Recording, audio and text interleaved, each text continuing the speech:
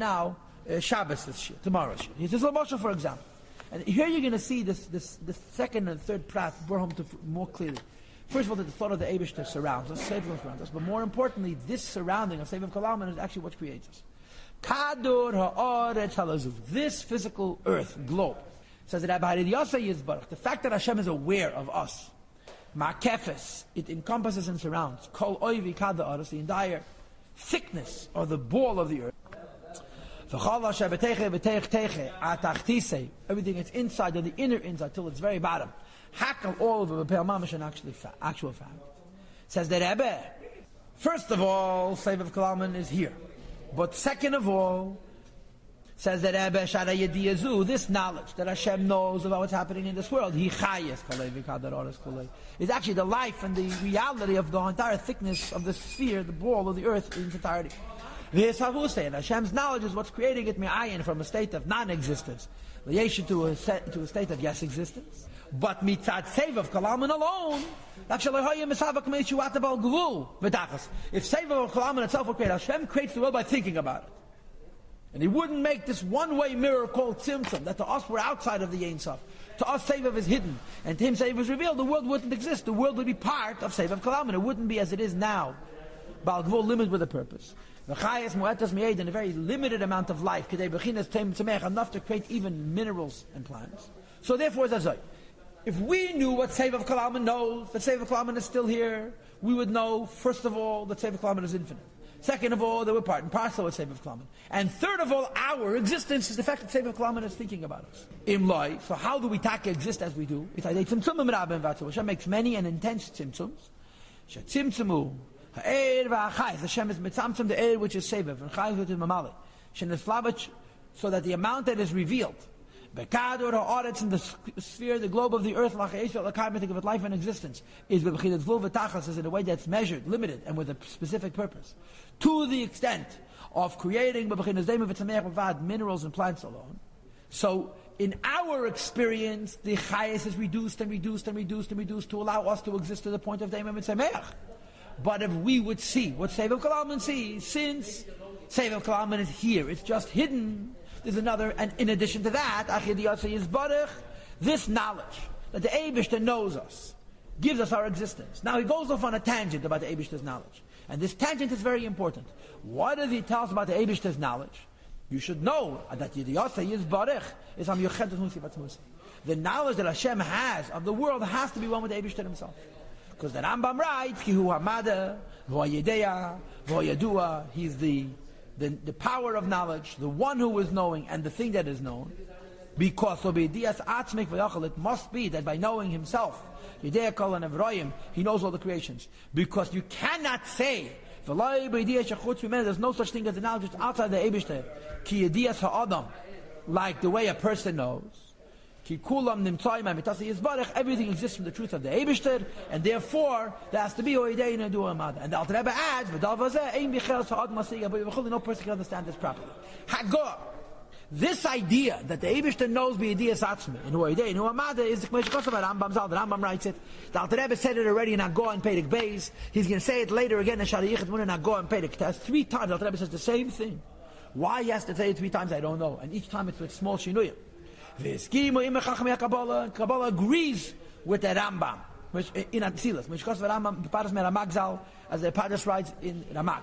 As the Ramak writes in Paras. V'cheinu fi Kabbalah Sarizal. And the same is true also according to the Rizal. Even though the Rizal holds from Tzimtzum Rishon, as opposed to the Ramak Shodom and Tzimtzum, nevertheless, they say that Tzimtzum and V'slapches Eidos V'Kelim, based on the principles of the many Tzimtzum and the revelation of Eidos and Kelim. Even according to the Arizal, for sure, according to the Ramak, we agree with the Rambam and Atzilus about the idea of Hoyedei and Yedu Amad. The commission is by the Perek Beis and Dagor. Now, what's the issue of Yediyah? Issue of Yediyah is the Rambam. Rambam has a kasha. How can Hashem know what's happening in the world? Because if Hashem knows what's happening in a changing world, He should Himself change. The fancy English word for change is dynamic. And God cannot be dynamic. He has to be static. He has to be constant, never changing. So that Pakursim therefore said that Hashem doesn't know what's going on. He cannot know what's going on. A changeless God cannot be directly involved in a changing world. So they've come up with many tiny schemes to explain how the world could exist, how it could be created by the Eibush, and the Eibush is not creating it. And essentially they hold of Yesh Miyesh. They don't believe in Yesh Miyayin. The Eibush is not really creating the world. He's just mixing the soup and nice things come out. with intelligence, but indirectly. The Rambam says no, this is Yesh Miyai. So Hashem has to be directly involved. How can Hashem be directly involved in a dynamic world without being himself dynamic? And the answer is, Hashem doesn't know the world as something separate from him. He knows the world because the world is him. And because he knows the world because the world is him, it's not knowing the world, it's knowing the world as it's him. And since he's knowing the world as it's him, so there's no shinui in him. And this is a raya to Tzimtzum Shleikim Pshutim. The Rambam is the source of our shita that you have to say that Ein Sof is still here. You can't say the world is separate from Malakus because they're going to have the Shaila of Yediyah. So we know two things. First of all, the Eibush is knowing us, creates us, Sevev Kalaman. I'm going backwards now. What I called before 3 is now becoming 1. First of all, the Eibush is knowing us creates us. Second of all, the knowing us is not separate from us. The Eibush is Ein Sof is in Makam HaCholol. The Sevev Kalaman is here. But then there's a tzimtzum to us, in our experience is a tzimtzum. To us there's a mamalik kalalman. Even though we're swimming in a soup, we're swimming in a sea of Sevev Kalalman, and the sea of Sevev Kalalman, and the idea of the Eibush Fayachol, of us is our very, very existence. Hashem stops thinking about us, we simply disappear. Says the Rebbe, Harei, thus, Yediyah zu this Yediyah, Ma'achash b'chin Saint Zav, as it's called, isn't it infinite? You can't call it revealed. It's in the sphere and the globe of the earth, which is limited with a specific purpose. It surrounds. But surrounds doesn't mean spatially distant, outside. Sevev means Helen, but it's right here in the Makam HaCholol. Though this knowledge, Hashem's Yediyah, Sevev Kalaman, surrounds the entire thickness and the inside of the world, actually, not like in a person's imagination, with just the idea of the home is in your brain. But Vayachal, when the Eibush, the Sevev Kalaman, knows the world, he knows the Gashmias of it also. That's number 1. And number 2, the Eibush, the Sevev Kalaman, Yediyah, Mahave Eisei. Sevev Kalaman is actually creating the world. Ayadei through this Yediyah, Me'ayin Liyesh. From a state of non-existence into a state of separate existence. So Sevev Kalaman doesn't mean surrounding, it means hidden. Sevev Kalaman is right here, right now. And Sevev Kalaman is aware of the world. And the awareness that Sevev Kalaman has of the world, this is the creation of the world. This is the truth. And there's Tzimtzumim.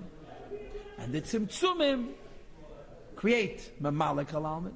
And the Tzimtzumim are enormous. In other words, the Gabe Us is a one-way mirror, so to speak, system where the Gabe Us, we exist separate from the Eibishter. And for this there has to be a Tzimtzumim. Now, the Rebbe is going to argue in Perek Mem Tes. We owe the Eibishter a debt of gratitude. Kamayim upon him. He's kvetching himself. We should kvetch ourselves also. But in this Perek, he didn't get to the Tzimtzum. He started off with Tzimtzum. It's the very beginning of the Perek, on page 134, he started off with Tzimtzum. And almost immediately he went on to talk about Sevev Kalam. And Mem Tes is going to go back to continue the discussion on Tzimtzum.